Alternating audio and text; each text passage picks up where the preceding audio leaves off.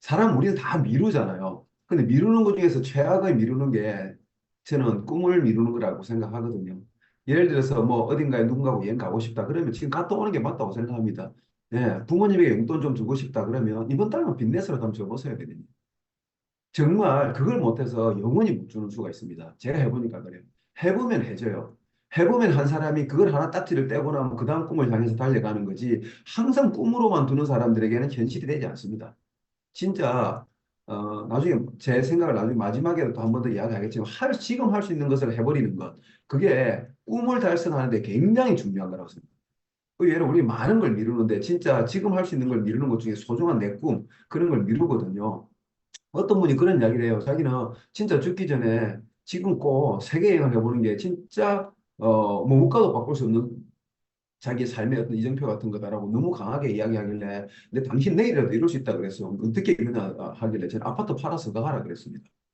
아니 죽기 전에 꼭 해야 될 정도로 강렬한 건데 아파트 그거 하나 팔아서 그걸 못해요. 하면 되지.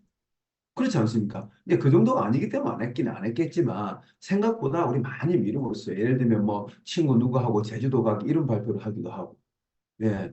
그런 것들은 지금 하면 되는 거거든요. 이게 할 수 있는 건 하나라도 없애버리는 것. 그게 다음 꿈을 만들고 다음 목표를 향해 가게 하는 굉장히 중요한 거라 생각합니다. 그래서 이 시간이 끝나면 진짜 내가 지금 당장 할 수 있는 게 내 보물지도를 펴놓고 한번 딱 펴보십시오. 이것부터 함께 해버리자 싶은 건 해버리는 게 굉장히 좋습니다. 굉장히 저는 도움이 된다고 생각하고 저는 우리한테 있던 보물지도 있잖아요. 우리에게 보물지도가 현대인의 보물지도가 옛날로 시작하면 그게 가훈 같은 거다. 어느 집에 가면 걸려 있는 가훈 있잖아요. 그것처럼 걸려 있기를 바랍니다. 지금 제가 볼 때 여기 만드신 분들이 아무도 완성된 형태의 보물지도를 만들진 않았어요. 왜냐하면 보물지도는 원래 완성이 없습니다. 그리고 아마 급하게들 만들었고 진짜 자기 꿈이 아닌 것도 거기에 붙어 있기도 하고 막 그럴 거라고 생각을 하거든요. 근데 보물지도 자꾸 만들어 본 분들은 알겠지만 점점 가지수가 줄어듭니다. 그거는 공통적이에요. 공통적이에요. 지금 어쩌면 그냥 내가 하고 싶은 어떤 것들의 열거일 수도 있거든요. 진짜 저걸 너무 하고 싶다거나, 진짜 저걸 위해서 난 한번 살아보겠다거나, 저걸 위해서만 하겠다. 이거하고 조금 다른 개념이 아마 좀 만들어져 있을 겁니다. 그래서 보물지도를 만들고 갱신하고 떼내고 하다 보면 그런 것들이 조금씩 구분이 가고 진짜 저걸 하고 말 거야라는 것들만 남을 거라고 생각합니다. 근데 이런 꿈은 좋고 나쁜 게 없습니다. 그냥 간절하냐 간절하지 않느냐의 문제만 남은 거라 생각하고. 근데 보물지도는 조금 잘 만들 수 있다고 생각하거든요. 저는 개인적으로 보물지도를 많이 만들었는데 가장 인상적이 싶었던 제가 또 가장 많이 그 꿈을 달성했던 그 보물지도가 어떤 거냐면 그런 거였어요. 지금 만드신 분들 중에서 보면 지금 벌써 막 떨어져 버리기도 하고, 네, 종이를 그냥 이렇게 하고 앞에 눌러놓고 이렇게 많이 했을 겁니다. 일주일만 지나 보십시오. 종이 쫄쫄 다 말려옵니다. 그러니까 진짜 보물지도가 너무 가치 없어 보이고, 어딘가 처박히게 될 게 분명하거든요. 저도 해보다 보니까 그걸 알게 되었어요. 그래서 저는, 이 좋은 액자에다가 만들어야 된다고 생각을 해가지고 액자를 찾다 보니까 제가 결혼기념 사진 찍은 게 있더라고요. 거기다가 우리 활짝 웃고 있는 얼굴에다 까만 종이 사정없이 발라버렸습니다. 바르고 거기에다가 보물지도를 만들었어요. 왜냐하면 우리 집에 가장 좋은 곳에 붙여놓고 싶었거든요. 그러려면 우리 집에 인테리어를 해치지 않을 정도의 괜찮은 액자가 필요했기 때문에 저는 그 결혼기념 사진 액자 거기다가 보물지도를 만들었고 거기 이렇게 앞핀 같은 거 안 하고 그냥 사진을 많이 했다. 프린트를 해가지고 예쁘게 프린트를 해가지고 밑에 약간 흰 부분이 좀 남게 오려가지고 그 밑에다 날짜도 적고 내 각오도 몇 마디 적고 이렇게 하면서 그냥 양면에다가 풀칠해가지고 그냥 사정없이 딱딱딱 붙였거든요. 그 깨끗하게 만들어서 저거 뭡니까? 그 소파 뒤에 있는 그 액자 그는 자리 있잖아요. 집집마다 거기다가 했어요. 이게 뭐냐면 그냥 누가 와서 보더라도 그냥 애들 방학 숙제할 때 같이 한 것 같은 그런 느낌이 아니라 진짜 이루려고 만든 진짜 어른들의 진지한 꿈이구나. 라는 느낌이 들게 만드는 거 좀 중요하다고 생각합니다. 그리고 가장 집에 좋은 자리에 붙여놓으면 내 남편도 보고 내 아내도 보고 내 아이도 봅니다. 꿈을 이루는 제일 좋은 방법 중에 하나가 뭐냐면 가족에게 공유하는 거거든요. 그러면서 그냥 농담처럼이라도 자기야 내가 당신한테 이 차 사줄게. 뭐 이런 멘트들을 서로 주고받는 거 있잖아요. 이게 굉장히 중요한 어떤 그게 됩니다. 그래서 단순히 내 개인의 꿈이 아니라 우리 가족의 꿈으로 좀 발전시켜 나가면 그건 굉장히 많은 것들이 이루어지고 어느 날부터 그 보물지도 있는 내용들이 재미삼아 한 게 아니라 진짜 진지함을 띠기 시작하면서 하나씩 하나씩 이루어져 갈 거라고 생각합니다. 예. 꼭 보물지도 혹시 오늘 이렇게 또 다 작성 못하신 분도 자기가 스스로 뭐 누구한테 보여주기 위해서 하는 건 아니지 않습니까? 그죠? 예. 작성해가지고 어, 벽에 걸어놓길 바라겠습니다. 자, 너무 만드느라 수고했고, 보물지도는 계속 진보해 나가기를 바라겠습니다. 자, 그럼 오늘 3주차 시작하도록 하겠습니다. 자, 3주차 강의를 시작하겠습니다. 화이트보드. 우리 그것까지 참 자세에 대한 걸 좀 먼저 하고, 지난주에 제가 그 외모와 복장까지 했었거든요. 그 기본 자세하고 미팅 자세 했고 외모와 복장까지 했었는데, 오늘 그 자세 말씀드리고 싶은 건 뭐냐면, 언어 예절에 대한 이야기를 잠깐 말씀드리도록 하겠습니다. 언어 예절. 예, 이런 거예요. 뭐냐면, 자동차 아까 두 대 중에 한 대 하고 싶었다고 하셨잖아요. 발표를 하실 때. 그죠? 아직까지 결정이 안 됐다. 이렇게 했었는데, 제가 벤츠 자동차 영업할 때, 저도 지금도 CLS 타고 있고 한데, CLS하고 아우디 A7하고 이렇게 좀 장르가 비슷한 차량입니다. 예, 그 장르가 비슷한 차량인데, 이런 경우가 있다고 한번 해볼게요. 나는 A7이란, CLS의 디자인에 꽂힌 거예요. 그런데 디자인에 꽂혔는데, 뭐냐면, 난 스키를 종종 한 번씩 타기 때문에, 제가 지난주 이야기 했었습니까? CLS 디자인에 꽂혔는데 스키를 한 번씩 타기 때문에 사륜이 필요한 거예요. 근데 CLS는 사륜이 아니고 후륜인 거죠. 눈길에 약한 거. 그 성능이 필요한 건 A7이 맞는 거예요. 그러면 손님은 어떤 차를 결국 결정하게 될까요? 성능을 결정할까요? 디자인을 결정할까요? 1번 성능일 것 같다. 2번 디자인일 것 같다. 한번 손 한번 들어봐 주세요. 2번 손 드신 분도 있고, 1번 손 드신 분도 있고, 1번, 2번, 뭐 골고루 나오네요. 예, 좀 골고루인데, 제 경험으로는 100% 디자인이었어요. 이게 자기 눈에 안기지 않는 걸 선택하는 사람은 저는 본 적이 별로 없습니다. 정말 그게 디자인이라는 건 자동차 성능하고 상관이 없는 것인데도 불구하고 자동차 회사들마다 가장 많은 돈을 쏟아붓는 게 디자인입니다. 왜요? 이게 선택하게 할 때 가장 중요하기 때문에. 이게 외모와 복장이라는 거. 근데 딱 선택을 하고 나잖아요. 그때부터는 예를 들면 우리 결혼하기 전에 다 내가 눈에 콩깍지 씌워가지고 뭐 내가 내 눈 쑤셨지 뭐 이런 거 하고 계시죠 지금. 예. 안 보여. 뭐 키 작은 것도 안 보이고 뭐 다 안 보였다가 어느 날부터 보이기 시작하잖아요. 이제 내 남편 내 아내가 객관적으로 보이기 시작하지 않습니까? 이때부터 정신 차리고 나면 진짜 중요한 게 뭐냐면 본질적인 성능인 거예요. 예를 들면 남자 입장에서 보면 내 와이프가 진짜 요리를 잘하는가, 내 부모한테 잘하는가, 아이들을 잘 케어하는가 이런 진짜가 중요해지기 시작하는 거죠. 예. 이 진짜가 뭐냐? 그게 바로 암에서는 말입니다, 말. 말을 예쁘게 하는 사람은 무조건 인생에 복이 있습니다. 그거는 제가 너무너무 많이 봤어요. 그거는 이게 비단 일 때문만 아니고, 말을 이렇게 툭툭 던지듯이 하고, 말 속에 이렇게 창이 하나 들어있듯이 말하는 분들이 있습니다. 항상 적이 있고요. 나는 잘못한 게 없는데 항상 나를 비난하는 사람들이 주변에 생겨요.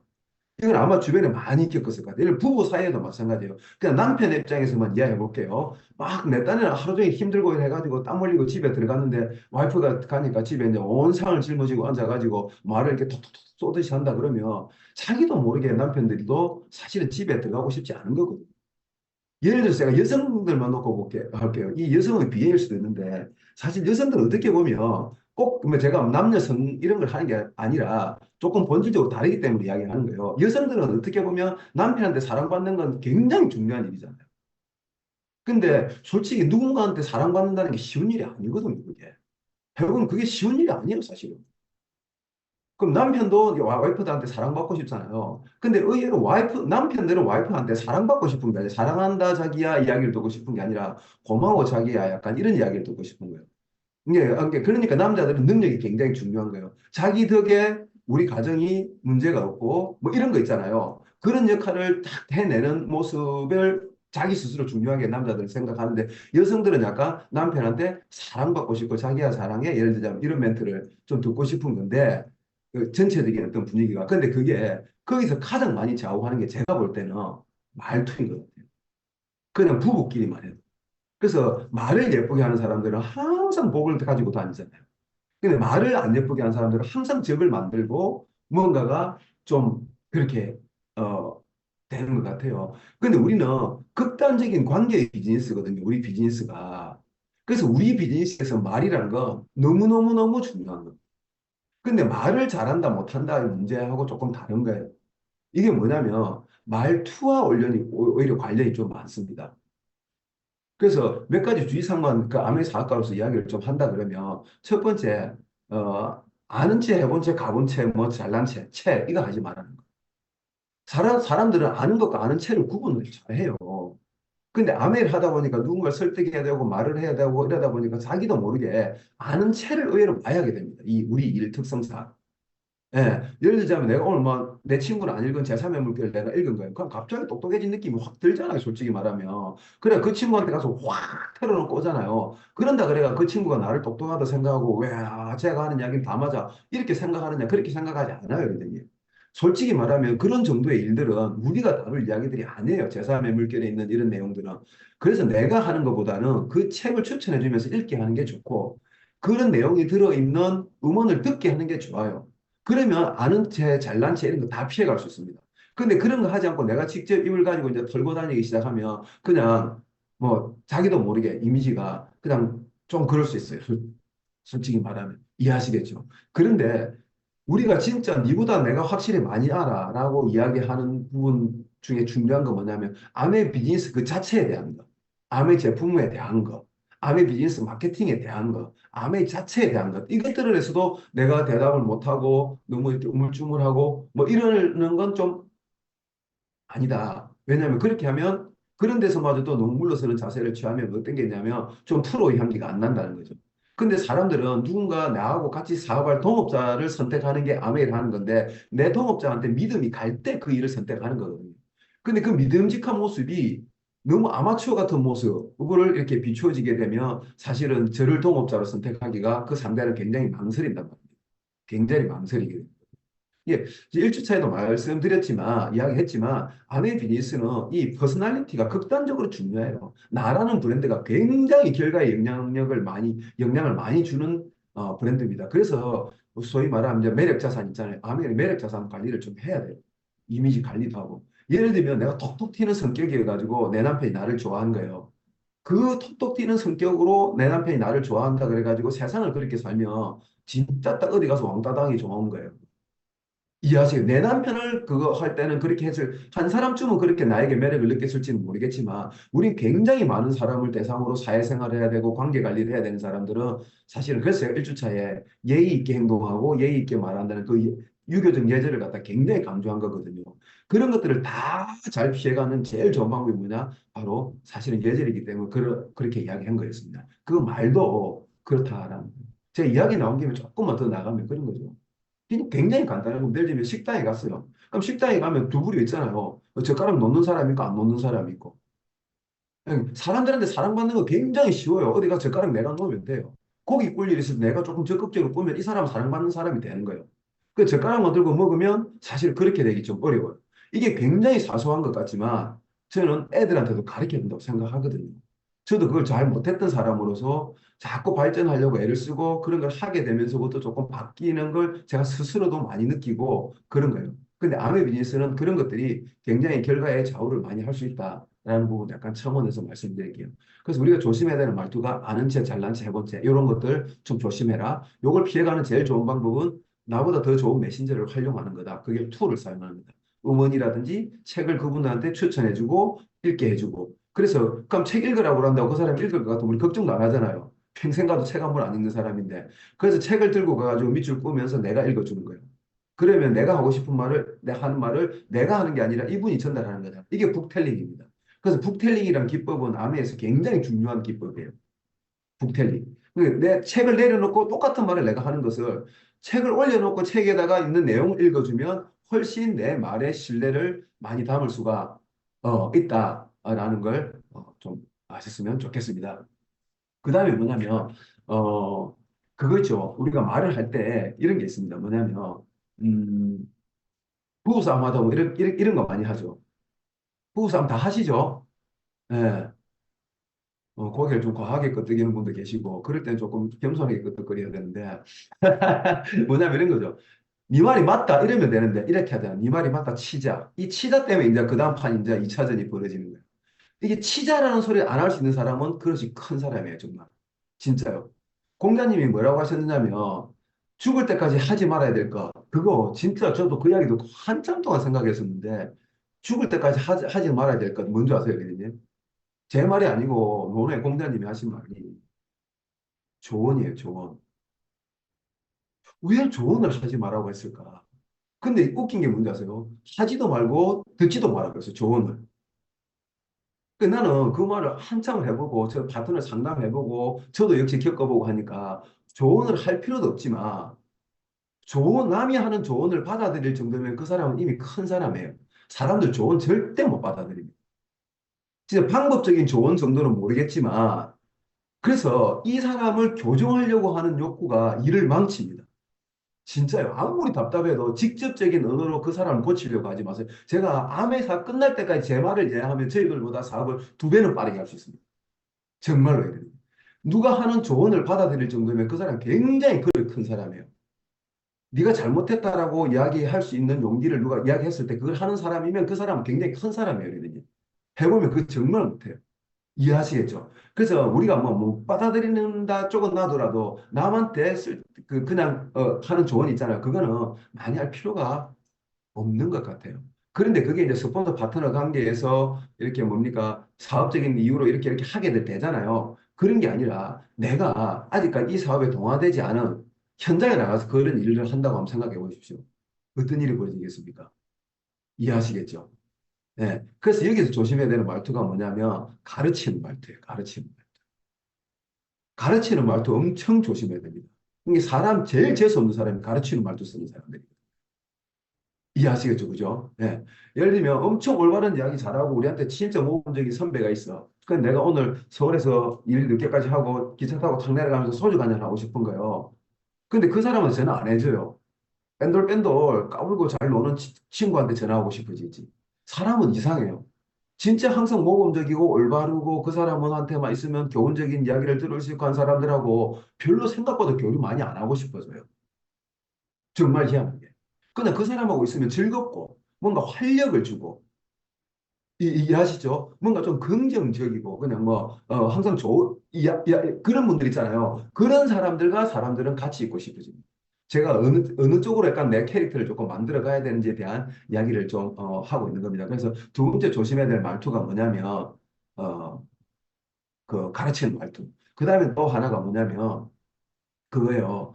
어, 질문을 이거 우리 뭐라 이거 갑자기 요새 이 용어가 생각이 요새 머리가 제가 조금 물고기가 돼가고 있거든요. 생각이 잘 안 나는데 이런 거예요. 맞아요. 질문으로 답하라라는 이야기가 있는데 이런 거 있잖아요. Q&A 있잖아요. Q&A 너무 많이 하는 거 암에서 좋지 않습니다. 예를 들면 이런 거예요. 누군가가 이거 다단계 아니냐라고 했을까? 아니면 뭐라 그럴까? 그 수입품 아니에요. 이런 이야기 Q&A에서 하는 그런 질문이 들어왔다고 생각했을 때 과도하게 너무 풀어주려고 할 필요 없습니다. 이런 아, 이 사람이 약간 수용성 있게 이렇게 서로가 이렇게 개방된 상태에서 이야기가 되고 있는 상태라면 모르겠지만, 그렇지 않다면 그 과하게 풀어줄 필요 없습니다, 이제. 그 내가 풀어줘가지고 그 사람을 이해시키는 데는 설득할, 할지 모르겠지만, 본질적으로 결과를 더 좋게 만들지는 않습니다. 이게 제가 이제 논쟁을 하지 말라는 겁니다. 논쟁을 하지 마라. 이해하시겠죠? 논쟁까지 가는 수준의 Q&A 같은 걸 풀어줄 필요는 없어요. 옛날에 이런 일이 있었거든요.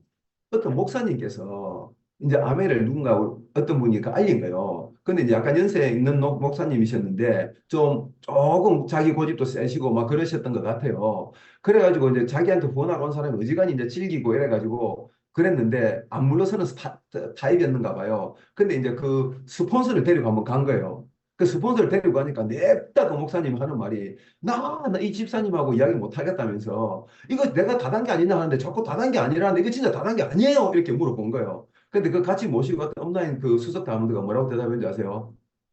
경상도 말로 다단계 맞습니다. 그게 목사님이 화냈다가 아니냐고 했는데 맞다 그러니까 할 말이 별로 없잖아요. 그리고 자꾸 또 수입품 아니래. 원래 이제 수입품이라는 개념이 엄청 복잡하잖아요. 뭐 요새는 그런 질문 안 하는데 옛날에 그런 질문이 많았거든요. 뭐 수입품 아니냐 그러면 뭐 약간 붕어빵이 그럼 수입품입니까 아닙니까 이런 거 DBC에서 가르쳐 줬다고요. 쇠도, 그 굽는 기계도, 뭐, 외국에서 철강석 갖고 온 거고, 기계도 외국에서 만들어 온 거고, 밀가루도 외국에서 온 거고, 팥도 중국산인데, 그게 어떻게 한국산입니까? 뭐, 만드는 사람만 한국 사람인데, 뭐, 이런 이야기. 우리 죽을 때까지 중국산 뭡니까? 300옷 입고 들어가게 생겼는데, 뭐, 이런 이야기 하면서, 어떤 게 뭐 수입품이냐, 이런 정의 같은 거 가르쳐 주고 이랬거든요. 그런 걸 논리적으로 그 이야기하면 소용이 없는 거예요. 근데 그 사람은 초보자니까 목사님한테 그렇게 막 이야기를 했던 것 같아요. 근데 또 온라인한테 갔을 때 이거 수입품 아니에요. 자꾸 수입품 아니라고 이상한 소리 하는데 가니까 또 이분이 뭐라 했는지 아세요? 수입품 맞습니다. 이런 거예요. 네, 약간 이게 어떻게 들릴지는 모르겠지만 저는 그 수석 대학원들은 역시 수석 대학원들이라는 생각이 드는 거예요. 그 아무 의미 없는 논쟁에서 이긴들 뭐 하겠어요. 이러더니. 그게 우리가 목적지를 가는데 무슨 그게 있느냐고. 그럼에도 불구하고 그분의 마음을 만지는 일이 이거라고 아멘이라고 이해하시겠죠? 예, 마음의 문을 여는 게 아멘이지 이해를 시키는 거하고 조금 다른 개념이에요. 왜냐하면 보세요, 리더님. 이 마음의 문이 열려 있지 않은 사람한테 아무리 제가 열정적으로 이야기를 한다 해도 바람 부는 날 강 건너서 고함 지르는 것밖에 안 돼요. 안 들려요, 안 들려.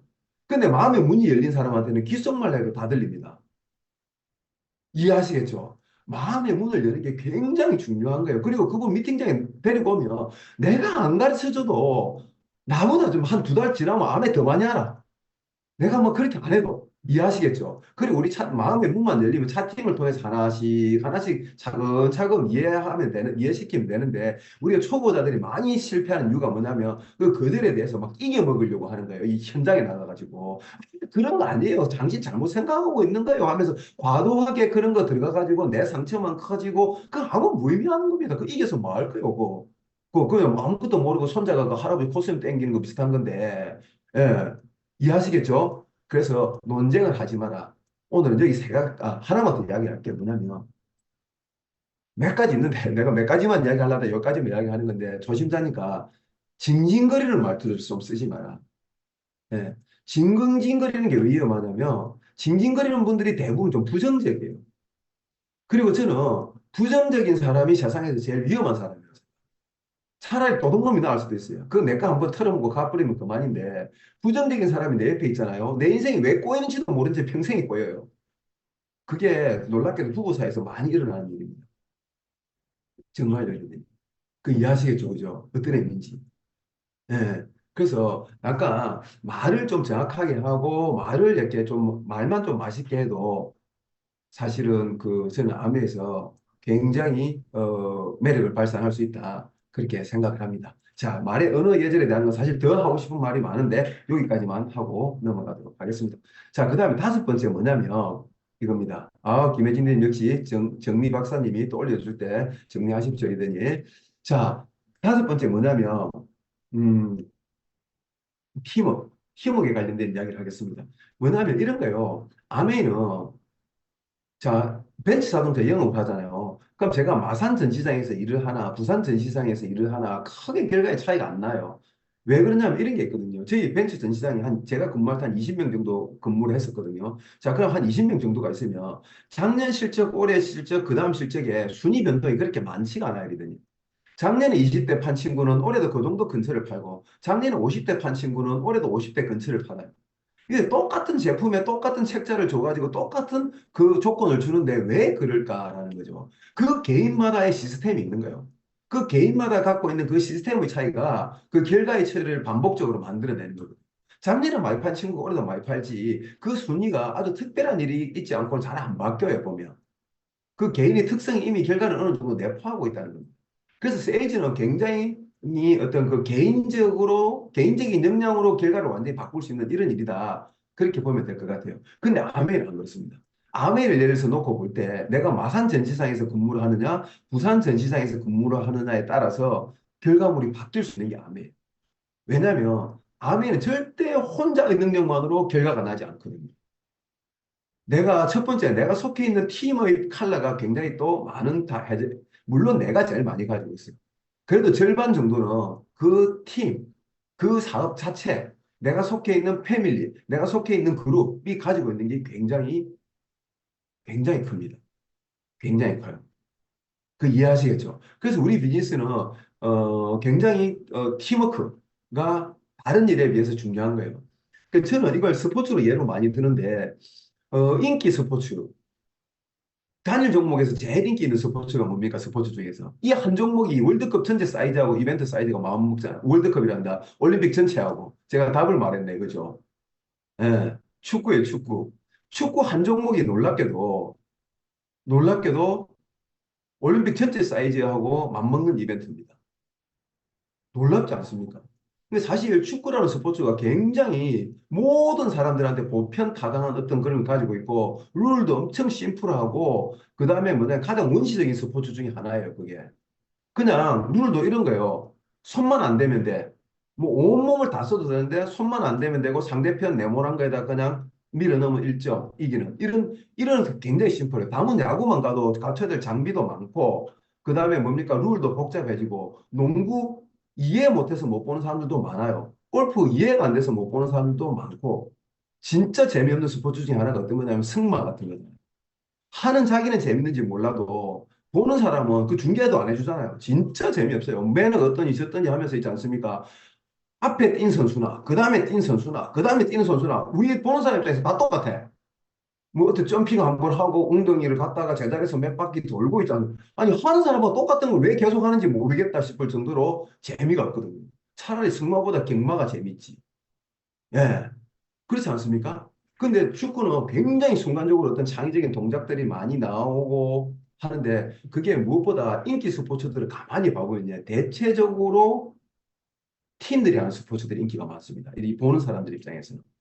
굉장히 창의적인 동작들이 거기에 많이 숨어 있기 때문에 혼자 하는 겁니다. 양궁은 사실 동작적인 면에서 똑같잖아요. 그러니까 굉장히 어떤 기록을 하는 이벤트일 때만 보지 우리가 그 보는 맛이 있어가지고 보지는 않게 되지 않습니까? 제가 왜 이런 비교를 하냐면 이 사업이라는 게 저는 축구 같아요. 뭐냐면 굉장히 야생에다 밀어넣는 거예요. 근데 우리가 월급 받는 일은 승마 같은 거예요. 굉장히 많은 조건을 지켜야 되고 뭔가 주어지고 정해진 일들을 반복적으로 하는 이런 느낌이 좀 있는 거죠. 우리가 보통 하는 일들이. 예. 그래서 그 일에 익숙한 사람들은 사업이라는 세계를 좀 두려워할 수밖에 없는 거예요. 언제 바람이 불지, 언제 뭡니까? 천둥이 칠지 모르겠지만 대신 진짜 온실 안에서는 맛볼 수 없는 기후를 밖에서는 진짜 맛볼 수 있어요. 봄, 여름, 가을, 겨울, 때로는 막 북풍 한설이 몰아치고 그럴 수 있지만 진짜 백이 봄바람, 정말 따사로운 햇살 이런 것들은 그 야생에만 있다고 생각하는데 저는 그게 우리가 하고 있는 사업이다라고 생각합니다. 근데 우리가 하고 있는 사업의 가장 큰 특질 중에 하나가 뭐다? 바로 팀이 하는 스포츠다. 라는 겁니다. 요건 제가 다른 거하고 조금 더 엮어서 나중에 이야기를 할게요. 그래서 이 팀워크에 관련된 이야기를 할 텐데, 팀워크가 우리 사업의 결과를 갖다가 굉장히 좌우할 수 있다는 겁니다. 그럼 지금 여기 있는 분들이 팀워크에 자기가 갖고 있는 책임감을 하나 조금씩 느껴야 된다는 겁니다. 얼마만큼? N분의 1만큼 느껴야 돼요. 우리는 모두가 내가 속한 팀의 팀워크를 좋게 만드는 의무가 아무도 그 의무를 주는 건 아니지만 스스로 의무감을 좀 가져야 된다라는 말씀을 미리 좀 어, 드릴게요. 이해하시겠죠? 자, 하나 예를 들어볼게요. 미팅 중에 제일 힘든 미팅이 조금 소규모 미팅입니다. 한 5명 정도를 내가 끌고 우리 파트너들하고 하는 홈미팅 같은 거 운영하고 있는 거예요. 근데 5명이 원래 정원인데 매일 3명만 참석을 하는 거예요. 이 사람이 안 빠졌다, 저 사람이 안 빠졌다, 이 동창회도 아니고 뭐 저 돌아가면서 빠져가지고 평균적으로 한 3사람밖에 안 나오는 거예요. 나는 100% 참석하고 있는데. 그 내 파트너가 어느 날 탁 온 거예요. 그 내 파트너가 나를 복제하면 좋겠는데 참 놀랍게도 팀 칼라의 평균을 복제를 합니다. 내 파트너가 나왔다 안 나왔다 하는 파트너가 돼요. 이거 정말 이게 안타까운 일이거든요. 그래서 우리가 약간 그 팀워크에 동참하는 의무감을 내가 사업을 하겠다고 마음을 먹는다 그러면 꼭 좀 동참해 주십사라는 이야기를 갖다가 서두에 좀 하겠습니다. 그런데 팀워크를 좋게 하는 이야기는 책 한 권 써야 되는 이야기고 근데 이런 거 있잖아요. 나 때문에 팀워크가 깨지면 안 되잖아요. 나 때문에. 그죠? 그거에 대한 이야기 몇 가지만 하겠습니다. 우리가 이걸 불문율이라고 합니다. 제가 5가지를 열거해 드릴 거거든요. 이거는 그냥 이 사업이 끝날 때까지 지켜야 되는 거. 말 그대로 불문율입니다. 불문. 불문이 뭡니까? 카디날 룰. 묻지 말라는 겁니다. 그만 묻고 따지지도 말고 무조건 지키세요라는 그 정도로 중요한 겁니다. 자, 첫 번째 뭐냐? 첫 번째 뭐냐? 저 채팅창으로 적는 게 편하겠다. 채팅창으로 적을게요. 자, 첫 번째가 뭐냐면 어, 윤리강령을 지켜라. 윤리강령을 반드시 지켜라. 자, 두 번째가 뭐냐? 금전거래를 하지 마라. 금전거래를 하지 마라. 세 번째는 뭐냐? 음, 부적절한 남녀관계. 이 제목부터 좀 그렇죠. 부적절한 남녀관계. 자, 그 다음 네 번째 뭐냐? 크로스라인 하지 마라. 다섯 번째하고 플러스해서 할게요. 5번까지. 5번, 이게 두 개 같이 일어나기 때문에. 5번은 형제 리더들 사이에 부정적인 이야기 하지 마라. 이 비즈니스가 부정적 은사금지. 이런 겁니다. 자, 요렇게 다섯 가지를 정리해 놓고 하겠습니다. 자, 아메 비즈니스는 완전히 자유로운 사업이에요. 완전히 자유로운 사업입니다. 그냥 마케팅 제품 똑같은 거 주면서 당신들이 알아서 하세요.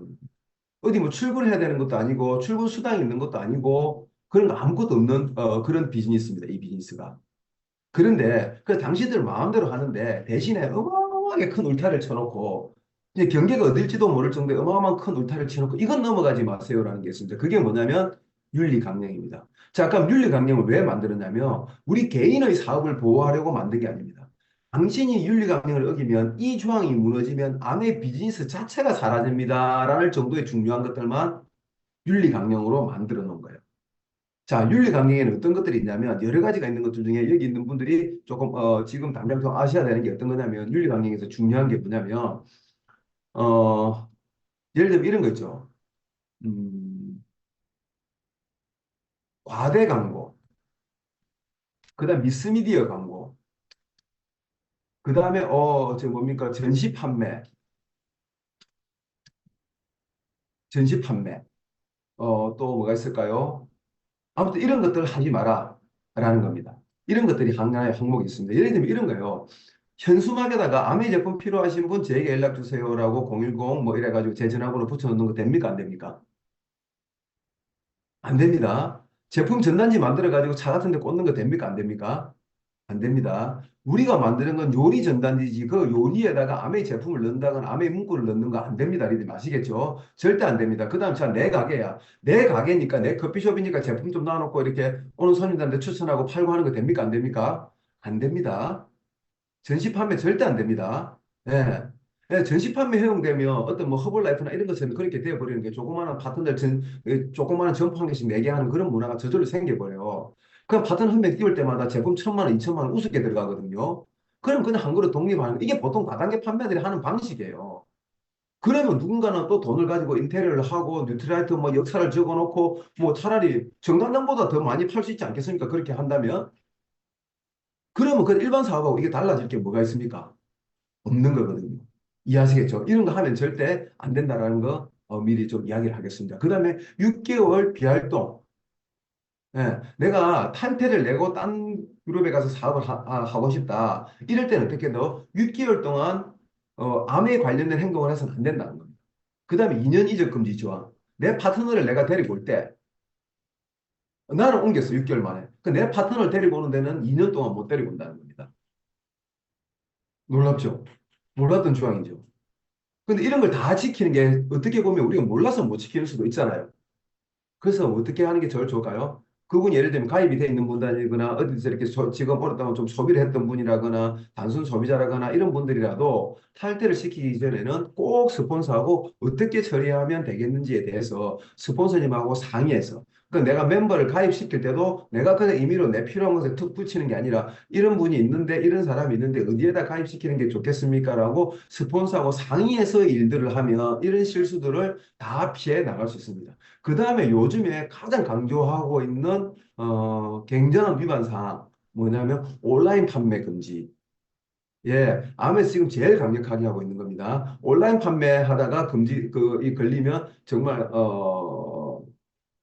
그냥 아메의 인생에서 끝난다고 보면 됩니다. 굉장히 간단하게 제가 그렇게 이야기할게요. 그래서 그 절대 해서는 안 된다라는 거, 이런 것들 지켜달라라는 거 말씀드리겠습니다. 자, 두 번째 금전거래. 근데 금전거래는 그냥 옛날 이야기예요. 돈 빌리고 돈 받고 뭐 누구 카드 대신해가지고 결제하고 이런 거 있잖아요. 그런 거 절대 해서는 안 돼요. 그러더니 그냥 미리 제가 이야기합니다. 예. 어, 현대 사회에서 옛날에는 계모임을 하고 민간인들끼리 서로 돈을 빌려주고 돈을 갚아주고 하는 문화들이 있었잖아요. 심지어는 이렇게 보증도 써주고 이런 문화가 있었잖아요. 지금 금융거래, 공식적인 금융거래에서 그런 거 다 사라졌잖아요. 사실은 지금은 카드다 뭐다 해가지고 개인이 돈을 빌릴 수 있는 수단이 1금융, 2금융, 3금융 해서 많습니다. 자, 그러면 개인이 개인한테 돈 빌리러 오면 3금융까지 갔다 온 분들이에요. 솔직히 말하면. 개인이 개인한테 돈 빌릴 정도면 이미 사실은 뭐, 예, 예. 그렇다고 보면 됩니다. 그죠? 예. 그냥 주세요. 그냥 주시면 되는데, 이거 뭐 빌려주고 빌려받고 하는 일은 없기를 바랍니다. 근데 여기서 말하는 건 뭐냐면, 좀 더 광범위하게 해석하길 바라겠습니다. 어떤 내용이냐면, 암의 사후 외에 새로운 부담을 절대 만들어서는 안 된다는 겁니다. 자, 무슨 뜻이냐면 내가 하고 있는 영업이 있는 거예요. 근데 여기 사람 많으니까 영업하기 좋잖아요. 예를 들자면 내가 옷가게를 하고 있는데 내가 그 오지랖이한테 미팅장에서 우리가 막 보는 사람이면 어리더니 우리 가게 놀러 한번 오세요. 옷 예쁜 거 많이 들어왔는데 옷 한 개 안 그러면 아 우리 집에 이런 가게 옷 들어왔는데 리더님한테 잘 어울리겠어요. 이런 행위 하지 말라는 겁니다. 이해하시겠죠? 저 벤츠 자동차 영업할 때 아메 하시는 분한테 벤츠 많이 팔았거든요. 제가 단언한 거 말씀드리지만 단 한 사람한테도 어린이 차 바꿀 때 저한테 바꿔야 됩니다. 이런 이야기 한 적 없습니다. 그럼 리더들 세계에서 퇴출돼 버리거든요. 그런 부담을 만들어내면. 아메이는 아메이 하러 온 사람들만 만난 거기 때문에 그렇게 하면 안 돼요. 그냥 그분들이 매너상 차 바꿀 때 되면 저를 찾아서 제가 그냥 판 거였지. 제가 그분들한테 영업 행위를 해가지고 팔아본 차는 단 한 대도 없다라는 이야기 정확하게 말씀을 드리겠습니다. 이해되시겠죠? 자, 그 다음에 부적절한 남녀관계. 이게 얼마나 선남선녀들이 많습니까? 아메 안에서 이런 일 생길까요? 안 생길까요? 어때요? 사람 사는데 역사 이래로 이런 일이 안 생긴 집단은 하나도 없었습니다. 예. 근데 제가 당연하지만 일반 사회에 비해서 아메이는 10분의 1, 100분의 1 정도밖에 안 될 거라고 생각합니다. 이해하시죠? 하지만 그것마저도 있어서는 안 됩니다. 이게 어떤 이야기냐면 실제로 미팅장 가보면 알겠지만 아메에 정말 선남선녀들이 다 모여 있어요. 제가 뭐 라이온스다 뭐다 해가지고 많이 가봤지만 사실 아메 하시는 분들만큼 어떻게 보면 일반적으로 이제 결혼하고 이렇게 다양한 사람들이 사는데 이렇게 예쁘고 멋진 사람들을 모아놓은 집단도 잘 없어요, 진짜. 제가 봐도 그래요. 네, 또 무엇보다 굉장히 교육되어진 사람들이잖아요. 뭐 마인드며 뭐며 그렇기 때문에 굉장히 실제로 이 멋지거든요. 그런데 이런 거예요. 그런 진짜백이 그런 일은 일어나지 않겠지만, 예를 들면 남녀 사이에 너무 편한 말 관계를 쓴다든지, 예, 약간, 남녀 사이에 이렇게 뭐, 조금 스킨십이 좀 일어난다든지. 이해하시겠죠? 요런 거 정도는, 예를 들면, 우리 그냥 근데 반갑다고 이렇게 안고 이렇게 툭툭툭 하고 이럴 수 있잖아요. 그런 거 하면 안 돼요, 사실. 이해하시겠죠? 예, 그런 관계. 저도 우리 그 파트너들께 안고 이렇게 등도 두드려주고 하거든요. 어디 있어요? 축구할 때 무대 위에서, 공식적인 자리에서. 그런 때 아니고는 그냥 악수 이상의 뭔가 어떤 서로 친근감을 표시하는 행위는 좋지 않다라는 겁니다. 그리고 남녀 둘이서만 차를 타고 되면 항상 여성이든 남성이든 한 사람 뒤쪽에 앉는 게 맞다는 거. 특히 여성이 치마를 입었을 때는 우리가 암의 일이 아니어도 뒤쪽에 앉히는 건 그냥 이 남성 리더들로서 그럼 여성 스스로도 자기가 치마를 입었을 때는 뒤쪽에 앉을 줄 아는 것 정도는 자기의 어떤 그냥 정도의 관리에서 분명히 해야 된다. 할 줄 알아야 된다라고 좀 말씀을 드리고 싶어요. 이해하시겠죠, 그죠? 그런 것들을 좀 지켜달라는 이야기를 합니다. 서로 편한 말 관계로 막 반말을 서로 막 주고받고 하는 거 있잖아요. 그런 것들이 나쁘다라는 게 아니고 어떤 거냐면 우리 아메 비즈니스에 좀 품위를 떨어뜨린단 말이에요. 이해하시겠죠, 그죠? 아메는 지켜서 할 때 아름답고 멋진 사업이 될 수 있습니다. 그래서 우리는 예를 들자면 제가 장혜정 리더한테 이렇게 부를 수도 있잖아요. 희정 리더 이렇게 부를 수 있잖아요. 우리 나이상. 맞죠? 혜진 리더 이렇게 부를 수도 있잖아요. 어느 패밀리들 뭐 그룹들 보면 그렇게 많이 하거든요. 우리 패밀리에서는 그런 거 허용 안 합니다. 우리 그냥 김혜진 리더님, 장희정 리더님, 박성진 리더님, 정기훈 리더님. 예, 네트워크 마케팅은 뭐냐면 굉장히 수평적인 구조입니다. 여기에 나이가 개입을 하고, 뭐 관계가 개입을 하고, 직장에서는 내가 그 뭡니까 부하 직원인데 여기 나와서 내가 상사할 수도 있잖아요. 그렇지 않습니까? 그 다음에 딸이 부모님을 지어도 지금 그런 사례가 있지만 후원하기도 하고 또 반대로 또 후원을 하기도 하고 동생이 언니를 후원하기도 하고 막 그러는데 이해하시겠죠? 이런 관계들 갖다가 우리가 서로가 불편하게 만들 필요가 없다는 겁니다. 그래서 그냥 다 존중하고 존칭을 쓰는 말투를 하게 되면 이런 문제들은 아무 문제될 게 없기 때문에 처음부터 끝까지 이름 성까지 붙여가지고 김혜진 리더님 이렇게 서로 호칭을 하라라는 거 분명하게 좀 이야기를 드리겠습니다. 되셨죠? 그죠? 자, 그 다음에 뭐냐면 크로스라인이라는 건 뭐냐면 이런 거요. 예를 들면 장희정 리더님하고 김혜진 리더님하고 두 분이 저한테 이렇게 오른쪽 모서리에 보여서 이야기를 합니다. 김혜진 리더님이 다이아몬드가 된 거예요. 그러면 장희정 리더님한테 수입이 생깁니까? 안 생깁니까? 안 생기죠. 어떻게 두 사람은 남이에요. 가까운 동료일 수는 있어도 사업적으로 완전히 남이에요. 근데 저는 여기 있는 어떤 분이 다이아몬드가 돼도 담은 얼마라도 저한테 생겨요. 여기 있는 분은 아무도 저하고 남인 사람은 없는 거예요. 이 라인을 뭐라고 하냐면 이 라인 타고 스폰서십이 있는 이걸 LOS라고 합니다. 라인 오브 스폰서십.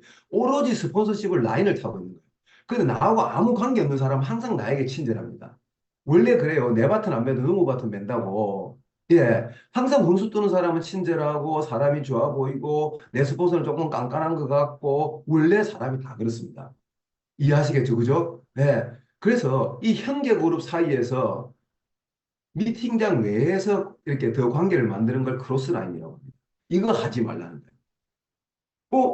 내가 알기로 아메가 그렇게 폐쇄적인 조직이 아닌데 이렇게 지금 생각하고들 지금 계시죠? 그죠? 그거 하지 말라는 거예요. 정확하게. 정확하게 제가 말씀을 드립니다. 예를 들자면 장희정님과 김혜진님과 둘 다 아메 너무 좋아해. 둘 다 좋아. 근데 두 사람이서 그냥 혜진이들 뭐 하세요? 이번 주 우리 애들 데리고 우리 같이 캠핑 갈래요? 이런 거. 우리 식사 함께 같이 할까요? 이런 거 하지 말라는 거예요. 이게 나중에 해보면 알겠지만 굉장히 많은 문제를 야기를 합니다. 굉장히 쓸모없는 오해를 만들어내요. 이해하시겠죠? 예를 들면 이런 거요. 한 가지 상정을 해볼게요. 둘 다 아메를 너무 좋아. 그래서 우리 운전을 하고 가. 그러니까 나도 좋고 니도 좋고 좋은 이야기만 막 하겠어요. 그러다 김혜진 리더님이 장희정 리더님한테 나는 이 제품도 좋고 저 제품도 좋고 다 좋은데 나는 왜 치약 좋은지 모르겠더라고 이렇게 하면 저하고 좀 안 맞는 것 같아요. 옛날에 어떤 리더님이 제가 너무 놀랬던 게 피임까지 있는 리더님이었어요. 그런데 리크루즈를 리베아를 바르면서 뭐라고 하냐면 아메 제품 다 좋은데 리크루즈만큼은 리베아인 것 같아요. 이러더라고요. 그래서 제가 그분하고 그 뒤로는 딱 관계 끊었어요. 이랬더니 진짜로 뭐 그분한테 말은 안 했지만 나 진짜 속으로 그 사람한테 좀 놀랬거든요. 그럼 이제 장희정이 뭐라고 대꾸를 하냐면 맞아요. 근데 저는 치약 좋던데 좋아요. 여기가 좋아. 근데 나는 좀 칼이 무겁더라고. 이제 이렇게 나오는 겁니다. 이게 소위 말하는 이제 부정이 싹이 트기 시작한다는 거예요. 이거는 진짜 그분들 부정적인 이야기 하나도 안 하는데 저절로 생겨나는 게 그런 거예요. 안 그러면 내 파트너에 대한 불만이 이제 나온다든지, 이제 조금 가게 되면, 내 파트너 이라는데 나 진짜 이해를 못 하겠어요. 뭐 이런 거 있지 않습니까? 이게 조금 더 가해지면 어떻게 되냐면, 우리 스폰서님 나한테 지금 후원 갖고 이렇게 이야기하는, 나 그 이해를 못 하겠다. 이제 이게 되는 거예요. 이게 이제 완전히 망조로 들어가는 겁니다. 이 비즈니스 자체가. 가장 우리 강렬한 관계를 만들어야 되는 건 뭐냐면요. 그 LO에서만 편하게 만들면 됩니다. 그러면 미팅장에 나와서는 뭐냐면 좋은 동료로서 협력하고 좋은 동료로서 협의하고 우정을 쌓아가고 여기까지만 하면 되는 거지 사적인 관계까지 만들어서는 안 된다라는 걸 갖다가 제가 정확하게 말합니다. 자, 그럼 제가 이렇게 네 가지를 그 다섯 번째 그 부정적인 은사까지 이렇게 엮어서 이야기를 했는데 그 부분에서 제가 이야기를 마무리 안 했네. 근데 이제 장희정 리더님이 현장에 나가지고 사업 설명을 딱 했는데 그날 그 사람이 뭐라고 얘기했냐면 희정아 나는 치약 좋은지 모르겠더라. 아메는 자기들끼리 좋다 하는 것 같아. 이렇게 이야기한 거예요. 그러면 리더님, 그런 이야기에, 그런 이야기 이겨낼 수 있습니까? 없습니까? 현장에서 그런 이야기 들으면. 그 아무것도 아니잖아요. 이겨낼 수 있잖아요. 근데 놀랍습니다, 이게. 어제 내가 김혜진 님한테 그런 이야기를 안 들은 입장에서는 이게 이겨내져요. 근데 어제 그 이야기 들었던 게 내 혼자 차 타고 가면서 이제는 맞다. 우리끼리 그냥 좋다 하는 것 같고, 우리끼리만, 이제 이게 부정이 먹물에 던지는 화단기처럼 번져요. 이게 놀라요. 뭐냐면 남들한테 받는 건 아무것도 아니에요. 근데 나하고 같은 일을 하고 있는 사람이 던지는 부정은 이 사이즈가 달라요. 어마어마하게 큰 사이즈가 됩니다. 근데 나는 그냥 무심코 던졌는데 정작 그 돌을 맞은 개구리는 죽을 수 있는 게 우리끼리 사업가끼리 나오면 돼요. 그래서 원래 전쟁이 벌어져도 같은 종교끼리 벌어질 때 가장 잔인합니다. 진짜에. 유럽 역사에서 제일 잔인한 역사를 맡은 게 7년 종교전쟁이잖아요. 교회에서 예배 번호고 있는데 바로 말 타고 들어가고 몰살을 시켜버린다든지 이런 일들은 이종교끼리는 오히려 다 안 일어납니다. 같은 종교끼리. 예를 들자면 민주당하고 지금 저하고 싸우잖아요. 얘네들 싸우는데 한계가 생기잖아요. 근데 예를 들자면 국힘 내부에서 서로 어떤 소위 말하면 누구 당파 싸움이 벌어지잖아요. 더 치열해요. 민주당 내부에서의 어떤 서로 당권 싸움 같은 거 벌어지잖아요. 그게 더 치열해요, 원래. 원래 그런 일들이 놀랍게도 실제로는 조금 더 그런 겁니다. 근데 이게 부정적인 게 같은 사업자들끼리 이루어지는 부정은 사이즈가 다르다라는 걸 조금 확실하게 좀 인식해 줬으면 합니다. 자, 그러면 저 네 가지는 완전히 네트워크를 굉장히 흔들 수 있는 네 가지였어요. 윤리강령 위반이라든지, 금전거래라든지, 부적절한 남녀관계, 크로스라인. 저 네 개 중에서 굳이 하나만 뽑는다면 어떤 게 제일 위험할까요? 자, 손들 준비하세요. 의무적 손들어야 되면 1번 뭐냐면 윤리강령, 2번 금전거래, 3번 부적절한 남녀관계, 4번 크로스라인. 어떤 게 제일 위험할까요? 좀 골고루 나왔네요. 4번, 2분, 3분 손들었네요. 제가 내리는 답은 4번입니다. 왜요? 솔직히 1, 2, 3번은 잘 안 일어나요. 치명타긴 하지만. 근데 4번은 제가 이렇게 이야기하는데도 일어나기 때문에. 저는 크로스라인 하나 때문에 제 아내 인생이 3년이 사라진 사람입니다. 정말 무서워요. 어마어마합니다. 정말로. 예. 한마디로 말하자면 이런 일이 벌어져요. 아무튼 그렇습니다. 예. 이해하시겠죠? 예. 예를 들어서 이렇게 엄청 간단하게 이야기해 볼게요. A라는 파트너가 있어요. A 밑에 A-가 있는 거예요. B 밑에 B-가 있는 거예요. 근데 B-가 A-를 B-가 둘이 친하게 지냈는데 B-가 그만둔 거예요. 무조건 A-는 영향을 받습니다. 좋을 때는 엄청 좋아요. 안 받을 것 같죠? 어마어마하게 영향을 받아요. 그리고 실제로 B-가 A-한테 약간은 끌어내리는 멘트를 날리면서 그만둘 가능성도 굉장히 많아요. 그럼 이게 어떻게 되냐면 이 비다실은 A의 재산권, 일자면 이렇게 내가 재산권이라는 사람을 표현해서 미안합니다. 굉장히 내가 침해하고 있는 행위를 계속하고 있는 거라고 보시면 돼요.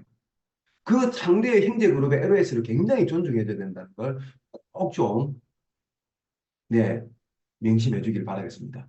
지금 제가 이 초기 일이든 이들한테 굳이 안 해도 되는 이야기를 한다고 생각할지 모르겠지만 저는 이런 부분들을 말 그대로 카지날 룰인데 지금 굉장하게 강렬하게 인식시키고 싶어가지고 이 이야기를 하는 거다라고 생각해 주기를 바라겠습니다. 자, 바랍니다. 되시겠죠? 자, 그 다음에 이런 여러 가지 자세에 대한 이야기는 그다음 우리 주의사항에 대한 이야기는 여기까지 하도록 하고 또 하나의 주제를 이야기를 하도록 하겠습니다. 1, 2, 3번 세 가지를 이야기할 건데 너챈볼츠 12가지가 있습니다. 난 너챈볼츠 12가지 순서 다 말할 수 있는 분 지금 여기서 1번이 뭔지 아시는 분 분명히 다 배웠거든요. 탱커의 1번은 뭐예요? 네? 탱커의 1번은 행상석. 운동, 밑짐작. 아, 운, 1번 운동, 운동, 운동, 2번 책 읽기, 좋아요. 3번 초대와 만남, 탱커의 1번 없는 거 있습니다. 초대한 만남. 자, 3번 음원 듣기, 듣기, 좋습니다. 4번 미팅, 미팅 좋습니다. 참석하기, 5번 사업 설명, 맞아, 6번입니다. 제품 내용, 내용, 맞습니다. 제품이에요. 그럼 7번은 뭡니까? 그냥 이렇게 갈게요. 왜냐면 이렇게라도 탱커하는 다들 대답을 어느 정도 하잖아요. 근데 누체볼트 1번을 아무도 대답 못 하잖아요. 그다 두 가지 차이일 뿐인데. 사업 시작하기. 좋습니다. 사업 시작하기. 2번은요? hum각구기. 오, 3번요? 목포 세우기. 예. 와, 대단한데, 예. 예. 맞습니다. 그 다음에 네 번째가 뭐냐면 명단 작성, 만남과 초대, 사업 설명, 지속적인 후원, 뭐 이렇게 이제 그 다음에 네트워크의 균형 뭐 이런 식으로 가는 거예요. 이게 뭐냐면 너챈볼츠는 탱코어는 말 그대로 코어입니다. 핵심적인 10가지예요. 근데 너챈볼츠 12가지는 일의 순서를 놔야 되는 겁니다. 이게. 꿈을 가꾸고 그다음에 목표를 갖고 나면 그다음에 명단을 작성하고 명단을 작성했으니까 만남과 초대를 하고 만남과 초대를 했으니까 사업 설명을 하고 그다음에 팔로 수루를 하고 그다음에 사업을 어떻게 사람을 가입시키고 위스로 할 것이냐 대스로 할 것이냐 뭐 이런 일의 순서를 12가지를 적어 놓은 거라고 이렇게 보면 됩니다. 그래서 너치형불치는 뭐냐면 굉장히 그 저 뭐죠 실무적인 내용이다. 이렇게 보면 됩니다. 근데 일의 순서인데 왜 제일 첫 번째 사업 시작하기로 했을까? 우리가 생각할 때는 꿈 가꾸기가 문제일 것 같지 않습니까? 꿈을 가꾸고 목표를 설정하고 그다음 사업을 시작하고 시작하니까 제품 뭐 그다음 뭡니까? 명단을 작성하고 이렇게 가는 게 맞다는 생각 들지 않습니까?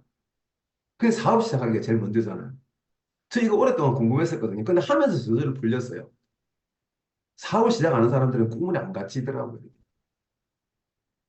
이게 진짜 묘한 건데 저는 학습이란 용어보다 행습이란 용어를 써요. 우리가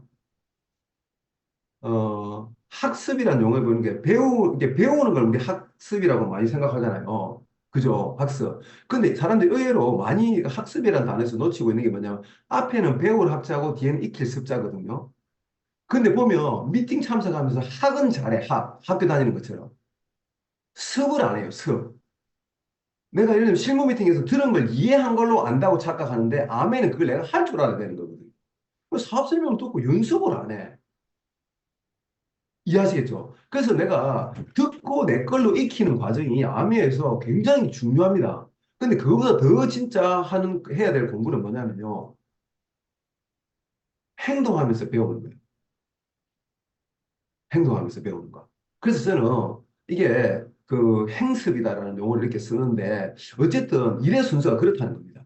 이게 먼저 움직여 보는 게 굉장히 중요한 것 같아요.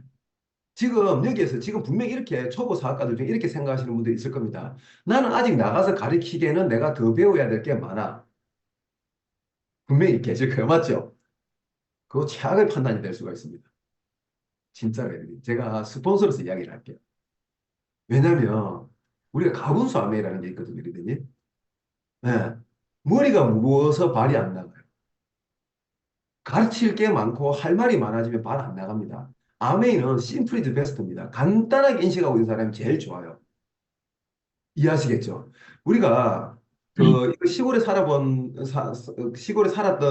경험 있는 분들은 알 텐데 뭐냐면요. 오늘 태풍이 왔잖아요. 그럼 이제 예를 들면 무가 있어. 싹이 막 자라난 거예요. 그럼 밭에 나가보면 어떻게 되는 줄 아세요? 정말 한쪽 방향으로 누가 비질을 해놓은 것처럼 쫙 누워 있어요. 완전 한쪽 방향으로 쫙 누워 있어요. 이게 다 죽은 거예요. 이제 다 죽은 것처럼. 그런데 그 다음날 해가 나잖아요. 어떻게 되는지 아세요? 다 발딱이로 서 있어요. 이런 거 본 적 있는 분이 있을지 모르겠어요. 예. 그 뭡니까? 그런 태풍이 오면 가지 많은 나무가 부러집니까? 이제 자라는 싹이 부러집니까? 아지나. 맞죠? 여기 계신 분들 지금 네트워크 하나라도 있고 뭐 가지가 있습니까? 없습니까? 없죠? 쓰러지는 걸 걱정하지 마십시오. 다시 미팅 나오면 발딱 일어섭니다. 스폰서 상담 받으면 발딱 일어섭니다. 근데 뭐냐면 안 알리는 것 때문에 사실은 아멘 안 되는 거예요. 제가 사실은 아멘 하다 보면 그만두는 분이 있잖아요. 그죠? 그러면 어떤 분한테는 동정이 가기도 하고 어떤 분한테는 동정조차 안 가는 분도 있어요. 솔직히 말하면. 왜 그렇다고 생각하십니까? 그래요? 그냥 엄청 단순하게 지금 초심자니까 단순하게 이야기할게요. 동정이 갈 만큼 이 일을 안 하고 그만뒀기 때문에. 이게 놀랍게도 안 했는데 그만둔 거예요. 근데 자기는 했다고 생각하겠지만 제 눈에는 안 하고 그만둔 거예요. 우리가 진짜 한다는 게 뭡니까?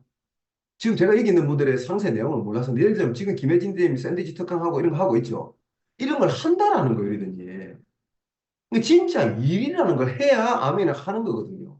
보면 마인드도 좋고 뚜껑이 열리가 난리인데 정작 행동을 안 하는 거죠. 이렇게. 이해하시겠죠?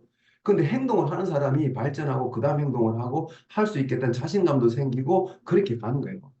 자, 뭐냐. 여기 계신 분들이 아무리 작게 알아도 지금 알려도 되는 이유를 말씀드릴게요.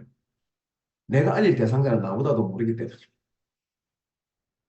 그리고 아메이가 내가 지금 알고 있는 거 DBC 수료한 정도로 알고 있는 것들이 있죠. 그러면 나가서 알리는데 부족한 게 하나도 없기 때문입니다. 그분들이 묻는 대답을 청산유수처럼 다 대답해주는 그런 수준이 되려면 에메랄드는 돼야 돼요. 그럼 에메랄드 정도 되는 수준의 공부를 하고 나서 다음에 알려주실 겁니까? 그건 아니잖아요. 이해하시겠죠?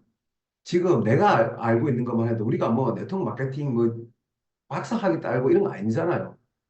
그다음에 그 진짜 누군가를 막 네트워크 마케팅 가르치려고 하는 게 아니라 그분한테 이게 얼마나 좋은 건지를 마음의 문을 열게 해서 그분한테 기회를 주려고 하는 거 아닙니까? 그죠? 그렇다 그러면 지금 나가서 알리는 게 중요하다. 여기 그런데 진짜 나가서 알릴 만큼 내가 뭐 진짜로 모르는데요라고 생각하실 겁니다. 제가 이해합니다. 그래서 어떻게 하면 되느냐면 스폰서하고 동행을 하면 돼요.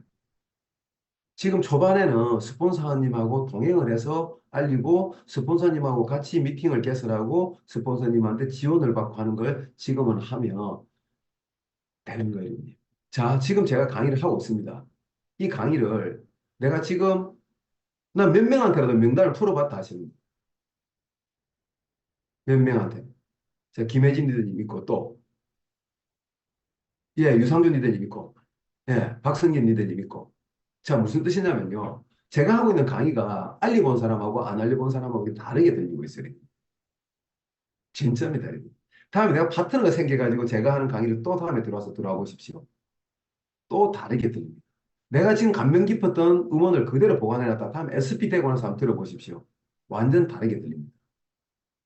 그게 그때마다 그 입장 따라서 굉장히 다르게 들린다는 거 정말 놀랄 노자야. 라는 경험을 다 하시게 될 겁니다. 그래서 뭐냐면 지금 진짜 중요한 건 뭐냐면 사업을 시작하는 거예요. 근데 사업 시작하기 위해서 제일 중요한 행동이 뭐냐면 시작하는 거예요. 근데 시작하는데 뭘 시작해야 됩니까? 뭘 시작하면 될까요? 항상 제목에 답이 있습니다. 결정. 결정. 결정? 결정. 오, 약간 응. 비슷한 거. 예, 제가 뭐 정확하게 그냥 저는 그냥 약간 넌센스처럼 물은 거예요, 사실은. 주변에 알리기. 주변에 알리기 좋아요. 음. 뭐냐면 이러더니 사업을 시작합니다. 사업 시작하기인데 대부분이 부업을 시작하거나 학습 시작하기 같은 걸 해버리는. 이게 아멘은 결과적으로 사업가가 되는 일이라는 걸 제가 10번, 20번 지금 계속 강조하고 있는 거거든요. 사업을 시작하는 거예요, 사업. 이해하시겠죠? 자, 그러면 진짜 지금부터 우리가 해야 되는 건 뭐냐면 사업가가 되는 일이거든요. 그럼 사업이란 게 뭐냐? 그래서 제가 아까 그 스포츠 이야기를 한 겁니다. 뭔가 야생이 있는 세계로 나가는 게 사업이에요. 야생이 있는 세계로 나가는 게 사업, 이게 좀 어떻게 말씀을 드려 좀 이야기가 길어질 것 같아서 제가 지금 속에서 갈등이 조금 이렇게 생기고 있는데 어쨌거나 그 사업 시작하기다라는 겁니다. 그럼 어떤 게 있냐면 지금 유상준 아까 뭡니까 김혜진 선생님 이야기했던 것처럼 어떤 게 있냐면 일단은 내가 하겠다는 정확한 결정을 해요. 이 결정이 하는 것과 해가면서 결정하는 것은 굉장히 좀 다른 결과를 가지고 저는 이런 거예요. 무 자르듯이 오늘이라도 나는 사업가야라는 능력으로 바로 탁 넘어오는 사람이 되었으면 좋겠어요. 자, 이게 무슨 말이냐면 이런 겁니다. 음,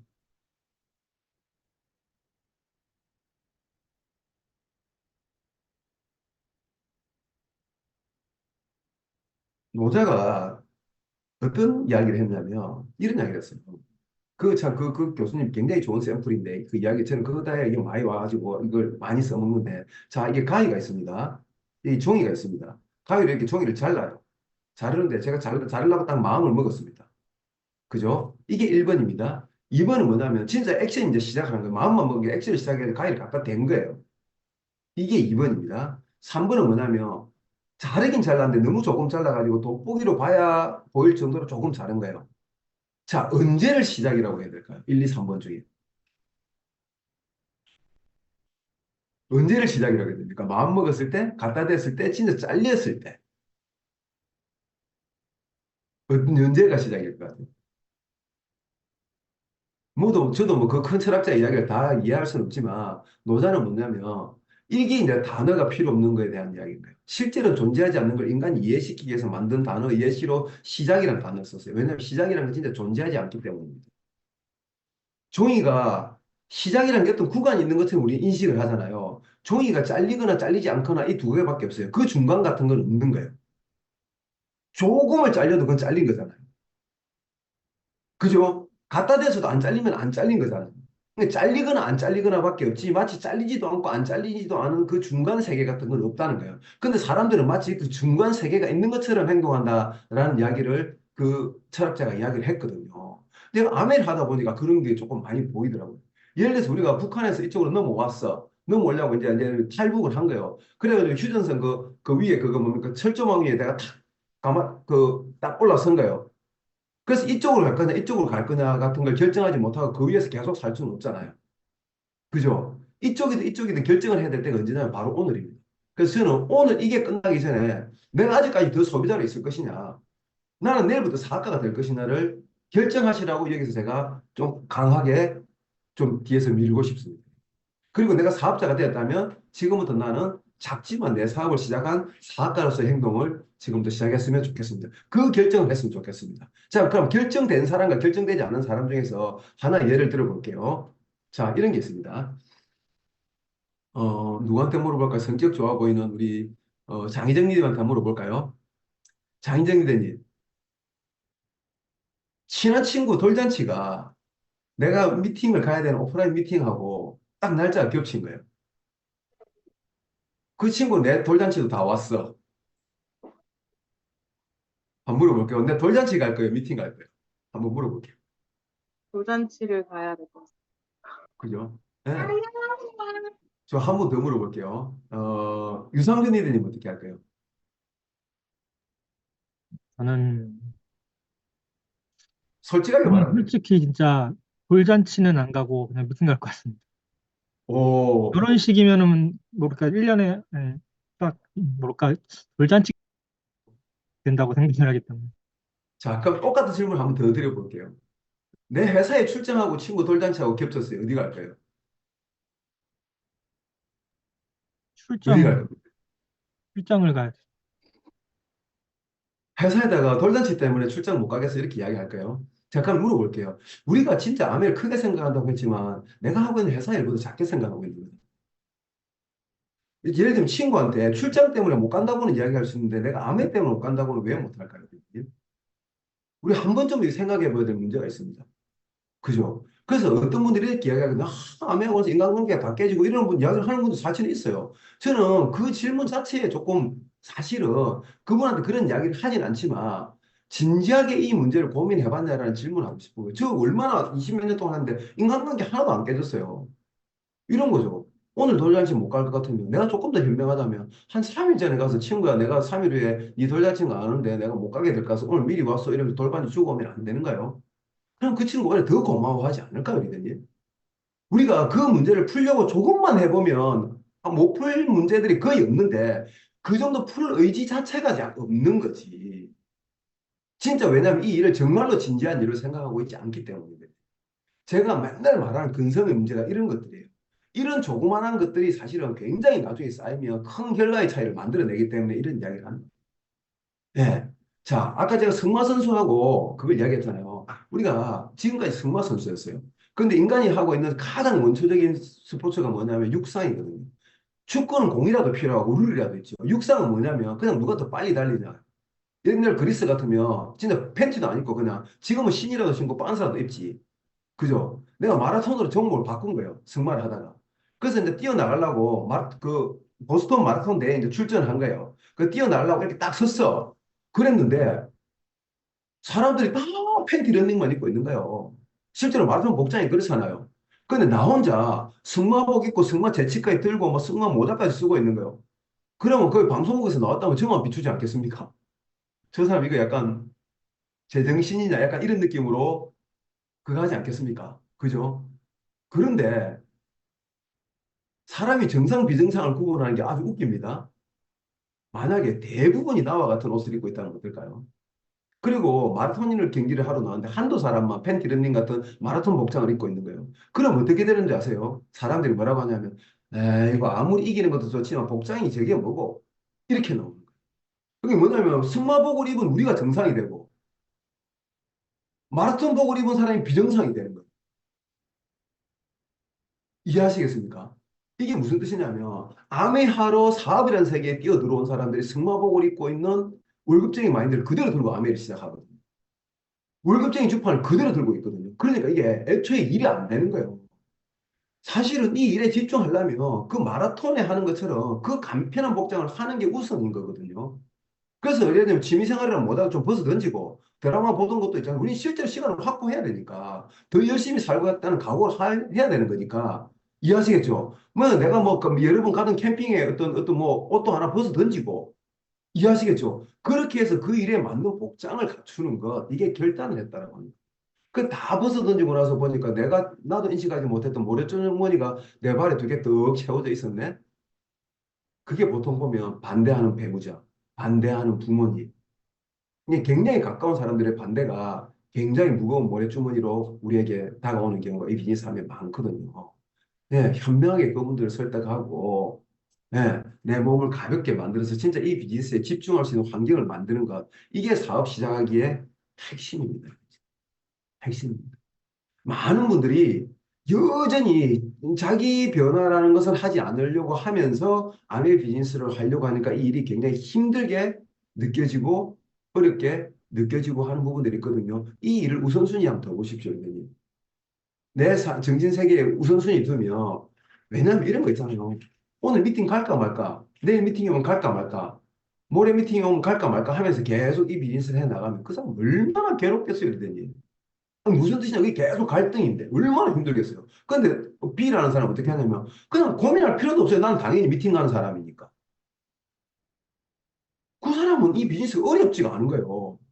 그런데 미팅마저 맨날 갈까 말까 고민하는 사람들은 미팅만 다니는 것도 숨이 차서 대고 이 비즈니스에 힘들게 느껴지는 거예요. 그 일을 언제까지 할 수 있겠어요? 솔직히 말하면. 언제까지 안 지치고 할 수 있겠습니까? 이러더니. 예. 그런 것들을 갖다 결정하는 게 소위 말하면 결단했다라고 하는 거예요. 그래서 이 비즈니스를 저는 좀 우선순위에 올려놓는 결정을 하시라라는 이야기를 꼭 좀 하고 싶고 그게 사업 시작하기에 핵심이다라는 겁니다. 실제로 사업 시작하기 핵심에 그 내용들은 그 다음 순서대로 또 많이 있습니다. 툴을 구비해야 되고 뭐 많이 있거든요. 복장을 갖춰야 되고 뭐 여러 가지가 있는데 그런 것들은 싹 빼고 지금 오늘 제가 여기 있는 분들한테 이야기하는 그거 한 가지만 예. 나는 사업가고 사업가답게 행동할 마음의 어떤 결정을 하는 것, 그게 그 우선순위에 두는 것, 그거 하나를 하고, 근데 그것마저 하지 않고 이 일을 해서 돈을 벌려고 한다면 저는 그냥 공짜시비라고 생각합니다. 그래서 내가 그런 분들한테는 그만둬도 동종도 안 생긴다는 거예요, 솔직히. 잡으러도 안 가요, 다시 하자고. 어떤 분은 그렇게 이야기하거든. 내가 사업하다가 몇 년 동안 하다가 그만뒀는데 뭐 한번 찾아오지도 않더라. 그분 입장에서 섭섭할 수도 있지, 물론. 그렇지만 이제 리더 돼 보면 또 다릅니다. 그런데 우리 파트너 중에서 내가 자기는 아무리 그만두고 싶어도 그만둘 환경이 처해져도 두 번이고 세 번이고 끝없이 찾아가는 파트너도 있어요, 제가. 왜요? 나는 그분을 꼭 성공시키고 싶으니까. 그럴 만큼의 가치가 있는 행동들을 해왔으니까, 예. 한 사람 암의 사학가로서 그분의 사학가로서 존중하기 때문에 그렇게 하는 거거든요. 이해하시겠죠? 그죠? 자, 두 번째 뭐냐면 꿈 가꾸기입니다. 꿈 가꾸기. 꿈 가꾸기는 제가 2주차 이야기를 좀 많이 했던 것 같아요. 꿈 가꾸기하고 목표 설정을 하나 섞어서 이야기를 해볼게요. 자, 뭐냐면 이런 겁니다. 우리 흔히 목표 세워라 애들한테도 그런 이야기 많이 하잖아요. 자, 한번 보세요. 애가 원래 피아노를 치고 하는데 좀 재능도 있고 한 거예요. 재능도 있고 좀 한 거지. 그래서 부모님 입장에서는 끝까지 좀 그거 하고 싶잖아요. 근데 얘가 어느 날부터 계속 게으른 거야. 게으른 거야. 그래서 애를 앉혀놓고 예를 들어서 정겨운 리더님이라 칩시다. 제 아들이라고 하세요. 오늘은 아들아, 재원아, 네 요즘에 피아노를 왜 안 치니? 그러니까 그냥 뭐 뒷머리를 아버지 앞에서 말도 못하고 툭툭 긁고 있는 거예요. 그래서 재원아, 봐봐, 네가 열심히 연습하면 실력 느니 안 느니 이런 게 늘지요. 그럼 열심히 연습하고 실력이 늘면 콩쿨 나갈 수 있니 없니 이런 게 나갈 수 있지요. 그러면 진짜 열심히 해가지고 콩쿨 나가지고 우승하면 기분 좋아 안 좋아? 이제 기분 좋지요. 그러면 너 열심히 해야 되는 거 아니야? 이렇게 이제 아빠가 어떤 맥락 있는 설득을 하잖아요. 논리적으로. 근데 아들이 뭐라 할 겁니까? 저 콩쿨 안 나갈 건데요. 그냥 이 말 한마디면 끝인 거예요. 이해하시겠죠? 아니 콩쿨 안 나갈 거라는 욕망을 가진 애한테 어떻게 그걸 하겠습니까? 이 근대 철학의 시대가 왔을 때 사람들이 어떤 그걸 했냐면 이제 과학의 어떤 만능 같은 의식까지 생기고 인간 이성의 만능 같은 게 이제 우리한테 가장 이제 팽배했던 시절이 그 근대 철학 시대잖아요. 왜냐하면 인간의 이성은 가장 하나님을 닮게 만들어졌기 때문에 인간의 이성은 못 해낼 게 없다라는 이제 논리가 완전 팽배하던 그거예요. 예. 예를 들자면 지금 그 어떤 우주의 그 원리 같은 걸 수학적으로 예를 들자면 태양계를 이렇게 지구가 이렇게 도는데 이게 완전 원운동인 거 아닌 거 아시죠? 살짝 타원 운동을 한단 말입니다. 근데 완벽한 원심력이라면 줄이 하나 잡고 돌린다면 완벽한 원운동이 돼야 될 텐데 이게 케플러의 3법칙이었습니까? 이게 살짝 예를 들면 타원 운동 같은 걸 하는 거예요. 이걸 갖다가 왜 이럴까? 뭐 이런 게 있었던 거죠. 근데 예를 들면 뉴턴 같은 천재가 이걸 수학적으로 완전하게 해석을 해버리잖아요. 그러면서 막 영국 같은 데서는 진짜 인간은 못할 게 없다. 하느님이 세상을 만들 때 분명히 수학으로 만들었을 것이다. 뭐 이런 이야기가 이제 막 나오고 이런 시절이었어요. 그럴 때, 그래가지고 결국에 그 의식이 발전해가지고 아폴로 11호까지 쏘아서 달까지 인간을 가게 하는 큰 우리 인간의 어떤 맥락의 의식의 흐름인 건 맞았어요. 그런데 이런 이야기를 합니다. 휴엄이라는 철학자가 뭐라고 이야기하냐면, 맞다, 맞다. 인간의 의식은 못하는 게 없다. 예를 들면 우리 잠깐 네가 포르쉐가 갖고 싶으면 너에게 포르쉐를 갖다 줄 것이고 인간의 이성은 네가 예를 들어서 콩쿨대회 우승을 하고 싶으면 그 우승패를 갖다 줄 거고 이해하시겠죠? 네가 부자가 되고 싶으면 이성은 너를 부자로 되게 만들 것이다. 이성은 그런 능력이 있다. 근데 이성이 못하는 게 하나가 있다. 이성이 못하는 게 하나가 있다. 그게 뭐라고 했을까요? 뭐 그 그거를 쉽다라는 감정을 만들어내지 못한다. I want. 쉽다라는 감정이 만들어지는 걸 해결하는 것은 이성은 다 해준다는 거예요. 그러니까 꿈을 만드는 것보다 어려운 게 뭐라고 해요? 꿈을 이루는 것보다 어려운 게 뭐라고? 꿈을 만드는 거야. 꿈이 하나의 어떤 창작품처럼 아이디어 같은 게 아니라니까요, 이게. 정말로요. 그래서 꿈을 꾸는 게 단순하게 그냥 저절로 꾸어지는 것처럼 되는 게 아니라 이것도 실현 가능한 어떤 나에게 도구도 좀 필요하고 나에게 어떤 겁냐면 그걸 계속 반복적으로 꿈을 꾸고 또 꾸고 꾸고 하는 이런 것들도 필요하다는 겁니다. 이게 꿈을 쉽게 꾸는 계층이 있잖아요. 우리 애들. 예를 들면 내일 수학여행을 가. 그러니까 그 전날부터 잠을 못 자잖아요. 가슴이 설레가지고. 그죠? 왜냐면 내일 이들이 다 너무너무 상상이 돼가지고. 너무너무 상상이 돼가지고. 그죠? 우리 근데 어느 날인가부터 그런 걸 잃어버렸다는 생각이 좀 들지 않습니까? 자, 이런 맥락에서 뭐냐면 꿈이란 걸 제가 그냥 정의를 해볼게요. 뭐냐면 이런 겁니다. 나 저 하늘에 별을 따고 싶어. 이게 꿈이에요. 상관없어요. 이루어지든 안 이루어지든. 근데 꿈을 따고 싶어라는 그 감정이 진짜면 그건 다 꿈인 거예요. 좀 이해되시겠습니까? 무모한 걸 가슴에 담는 게 꿈을 꾼다는 겁니다. 그러니까 이루어질 만한 걸 내가 머리로 판단하는 걸 목표를 세우는 거예요. 근데 이건 그 결과와 상관없이 진짜 내 가슴을 뛰게 할 만한 어떤 건데 내가 지금 이루어진다 안 이루어진다 이루어질까 안 이루어질까라는 그 실현 가능성의 잣대를 갖다가 버리는 게 꿈을 꾸는 행위예요. 목표는 뭐냐면 이게 이루어질 것인지 안 이루어질 것인지를 갖다 대는 자가 필요한 게 목표를 설정하는 거예요. 이게 목표는 이 땅에서 일어난 진짜백의 일이고 꿈은 뭐냐면 내 가슴을 뛰게 하면 돼요. 그건 어마어마하게 에너지를 주는 일이니까 하늘에 떠 있는 별 같은 거예요. 우리가 히말라야에 가면 북극성의 위치를 가르쳐 줍니다. 남쪽에서 트레킹을 가면 항상 남십자성을 가르쳐 줍니다. 남십자성이 왼쪽에 있어야 됩니다. 북극성이 오른쪽에 있어야 됩니다. 안 그러면 당신은 거꾸로 가고 있는 겁니다. 이런 걸 가르쳐 준단 말입니다. 그 남십자성 같은 거, 북극성 같은 거, 그게 뭐냐면 바로 그게 꿈입니다. 내 인생 이정표 같은 거예요. 지금 안 이루어지는 거죠. 저 멀리 있지만 두고 그걸 우리가 인생을 살다 보면 내 마음대로 풀립니까? 안 풀립니까? 솔직히 잘 안 풀려요. 자, 아멘이라는 수단을 갖게 됐어요. 그래도 열심히 해보면 알겠지만 그런다 그래갖고 내 인생이 내 마음대로 풀리는 건 아니에요. 제가 해보니까 그래요. 근데 이런 거 있죠. 우리가 인생에 최선을 다한다는 이런 거잖아요. 아, 이게 하다가 회사에서 내가 뭐 안 좋은 일에서 잘리거나 이래가지고 다른 방향을 한 거예요. 그래서 어떤 자영업을 열심히 해. 좀 해가지고 돈도 좀 벌고 하다가 또 좀 어느 날 안 되는 시기가 있는 거예요. 그래서 업종을 변경해가지고 이쪽을 열심히 뛰는 거예요. 그러다가 또 이제 취직을 해가지고 또 열심히 뛰는 거예요. 이 사람은 항상 평생을 열심히 산 거예요. 그죠? 그런데 정말 이분한테 인생의 발전이 있을까요? 쉽지 않아요, 솔직히 말하면. 근데 이런 거예요. 저 멀리 뭔가가 있어요. 근데 지금 비록 내 상황이 마음대로 안 되는데 내 뒤로 후퇴하고 있는 거예요, 이렇게. 그런데도 나는 거기서 시선을 안 떼는 거예요. 내가 사정상 할 수 없이 이쪽으로 가지만 그쪽을 쳐다보고 있는 거죠. 오늘 이쪽을 가고 있지만 계속 그쪽을 쳐다보고 있는 거죠. 그걸 갖다 꿈이라고 하는 거예요. 그러면 정말 이상하게 인생이 조금씩 그 지점을 향해서 조금씩 그쪽으로 나아갑니다. 조금씩 나아가는. 그럴 정도로 내 인생 전체를 향해서 쳐다볼 만한 어떤 걸 찾는 게 꿈을 꾸는 건데 그게 쉽겠냐고. 그래서 꿈을 뭐 내가 창작할 필요도 없고 있지 않습니까? 그냥 남들이 꿈 중에서 좋은 거 갖다 써도 되고 하다 보면 내가 좀 설레게 하는 게 있고, 근데 그걸 보통 내가 제어를 많이 하고 하잖아요. 그럴 필요가 없는 일이야. 자, 목표는 뭐냐면, 아까 말씀드렸던 것처럼, 오히려 잘을 갖다 대는 것. 그게 목표라는 겁니다. 매저러블하게. 그래서 우리 보물지도를 만들었는데, 그 보물지도 만드실 때 약간 목표를 설정하는 걸로 만든다 그러면 꼭 날짜를 적으십시오. 이 이야기 하나만 하고 이야기를 제가 마칠게요. 좀 우스갯소리처럼 들릴 수 있지만 정말 간절하게 원하는 것들이 안 이루어지던가요? 아마 다 경험했을 거예요.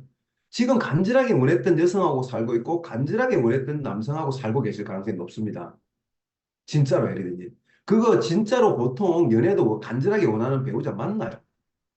진짜 예리든지.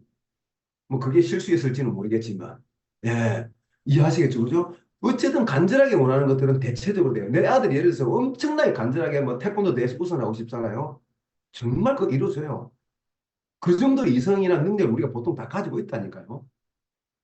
대부분 다 그걸 가지고 있다고요. 우리가 그런 것들이 이미 너무 어른이 돼가지고 현실 가능성에 자를 갖다 대서 그렇지. 근데 어떤 사람은 죽을 때까지 기도를 한 거예요. 하나님 이걸 이루어주세요. 저걸 이루어주세요. 우리 아들 어떤 거 보니 막 기도를 죽을 때까지 정말 정말 간절하게 한 거예요. 근데 죽을 때까지 그 꿈이 안 이루어졌네? 죽을 때까지 꿈이 안 이루어져 버렸네요. 그래가지고 하나님 앞에 가고 하나님을 따진 거예요. 하나님, 제가 보낸 11조는 다 받아 드셨으면서 왜 저한테 꿈은 안 이루어지시고 하면서 이제 막 써이 나가지고 하나님과 싸워버린 거야. 예, 제 기도 소리를 못 들었어요 하면서 하나님한테 막 싸운 거예요. 근데 하나님 웃으시면서 뭐라 그럽니까? 문을 쑥 열어가 보여주시잖아요. 봐라, 저 차. 야, 너희 아이는 저렇게 살고 있네. 저기 유학 가 있고, 너는 좋은 일도 많이 하고, 봉사활동도 하고, 세계 여행을 다 다니고 있네. 네가 다 나한테 기도했던 거 아니야? 그건 내가 너한테 주려고 저렇게 준비를 해놨잖아. 이랬더니 하나님 뭐라 합니까? 근데 왜 안 주셨어요? 이러니까 하나님 뭐라 하십니까? 아니, 나도 주고 싶었어. 근데 네가 날짜를 말 안 해가지고. 넌 언제 줘야 될지를 몰라가지고 안 줬지? 이해하시겠죠? 막연하게 몇 년 후 이런 표현, 그 진짜 아마추어들이 잘하는 말이 열심이지, 열심히. 한심히 10개 모아놓은 게 열심이에요. 그럼 그렇게 하는 게 아니고 매달 며칠째 어디가 뭐가 되겠다거나 이번 달에 사업 설명을 몇 건, 사업 설명을 열심히 하겠습니다. 이런 거 하지 마세요. 사업 설명을 몇 건 하겠다거나 소비자를 몇 명을 만들겠다거나 어떤 일이 있어도 이 행동만큼은 하겠다거나 이런 구체적인 진짜 메저러블한 어떤 걸 만들어내야 됩니다. 그래서 목표하고 계획은 한 몸 같은 겁니다. 내일 할 일이 정해지지 않은 사람은 원래 목표 없는 사람이에요. 그냥 입으로만 하는 거예요. 내일 할 일이 정해져 있는 사람, 목표가 있는 사람은 내일 할 일이 안 정해질 수가 없습니다. 거든요. 이해하시겠죠? 그래서 목표하고 계획이 없이 사업을 하면 뭐냐면 어떤 사업이 되냐면 아줌마 아메이가 되는 거예요. 그러니까 미팅 다니는 것만 해도 바쁜 듯한 느낌을 줘요. 본질적으로 아무것도 안 되는데. 예. 우리 집에 주부로 살다 보면 은행 갈 일 두 군데, 두 개만 있으면 바로 머릿속이 복잡해지고 오늘 할 일이 많은 것처럼 느껴지잖아요. 근데 그게 만약에 회사 업무라고 칩시다. 그게 일이에요? 그냥 일조차 아무것도 아닌 일이잖아요. 근데 계획이 없는 사람은 은행 두 군데만 갈 일이 오늘 안 하던 게 생기면 어떻게 되냐면 엄청 할 일이 많은 것처럼 자기가 복잡해지고 오늘은 뭔가 좀 그런 일들이 그렇게 느껴지는 거예요. 그렇게 해가지고 프로 일을 할 수가 없잖아요. 이해하시겠죠, 그죠? 그래서 꿈과 목표, 계획은 사실은 한 라인에 있는, 그리고 행동까지 한 라인에 있는 일이다. 그거에 맨 처음에 토출되게 하는 첫 번째 출입구에 뭐가 있다? 꿈이 있기 때문에 우리가 꿈이 그렇게 중요하다라고 말하는 겁니다. 그럼 꿈꾸는 방법은 뭐냐? 하나만 딱 말씀드릴게요. 어제 요번에 썼던 버킷리스트도 있죠. 그거 쓰고 또 쓰고 쓰고 또 쓰고 하죠. 한 번처럼 이벤트처럼 하지 마시고 계속 집중적으로 해보십시오. 그래 내가 이건 진짜 간절하지 않은 가짜 꿈은 버려버리고 이건 진짜 하고 싶은 건 또 적고 가짜 꿈은 또 버리고 진짜 하고 싶은 거 벗고 이러다 보면 정말 나중에 진짜만 남는 아주 놀라운 경험을 하게 될 겁니다. 왜냐하면 자기 욕망조차 자기가 뭔지 모르고 있거든요. 그거 구분을 하게 하는 훈련을 자꾸 하면서 그게 자기하고 대화를 나누는 가장 좋은 방법입니다. 그리고 보물지도를 떼버리고 붙이고 떼버리고 붙이고 하면서 진짜 배기로 점점 만들어 한번 가보십시오. 오늘 여기까지 하겠습니다. 3주간 수고 많았습니다. 이제 실무 미팅에서 만나도록 하겠습니다. 화이팅! 자, 우리 감사합니다. 어떻게 3주간 도움이 좀 됐습니까? 되셨습니까? 예. 자, 수고되셨습니다. 편안한 밤 되십시오. 우리 헤어질 때는 그래도 한마디씩 감사합니다. 인사라도 좀 하고. 네, 감사합니다. 고생하셨습니다. 고맙습니다. 감사합니다. 감사합니다. 감사합니다.